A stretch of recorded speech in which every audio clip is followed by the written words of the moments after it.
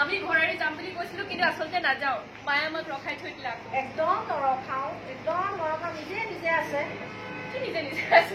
শুনা নাই ধেমালিহে কৈছিলো আমি টেষ্ট কৰি চাইছিলো যে মায়ে আমাক ভাল পায় নে নাপায় নেপাওঁ আপোনালোক দুটা জি যোৱাই আমি দুজনী জি যোৱাই ইমানবোৰ হোৱাৰ পাছতো আমি এখন ঘৰত কি কৰিবলৈ থাকিম বাৰু আমি ঘৰৰ পৰা ওলাই যোৱাটো বিচাৰা নেকি তুমি বিচাৰো কিন্তু আমি নাযাওঁ আমি এখন ঘৰতে থাকিম কম মোৰ নিৰ্লজ্জ যি যোৱাই মোক কম কি আৰু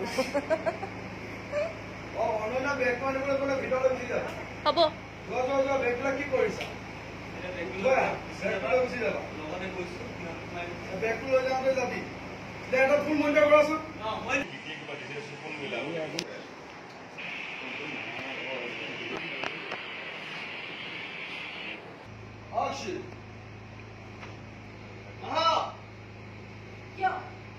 কি প্ৰশ্ন কৰি আছা তুমি ইমান অপমানকে সমুদ্ৰ সহ্য কৰি দিব পাৰে নেকি অপমান কৰা নাই ক'ব পৰা হ'ল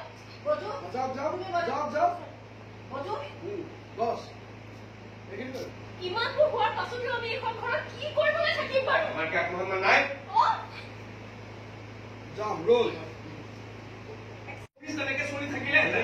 দেখিলা মা এইখন ঘৰত কাম কৰা ল'ৰাটোৱে আমাৰ ঘৰৰ মানুহকেইটাক কেনেকৈ কথা ক'ব পৰা হ'ল তুমি মনে মনে থাকা ইমানবোৰ সহ্যৰ পাছতো আমি এইখন ঘৰত বাৰু কি কৰিবলৈ থাকিম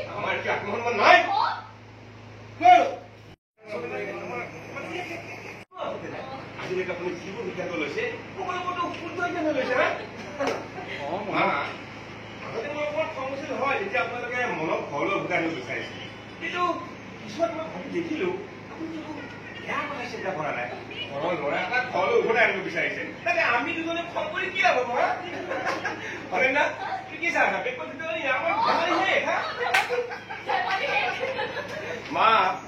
আপোনাৰ ব্যক্তিত্ব কিন্তু মানিব লাগিব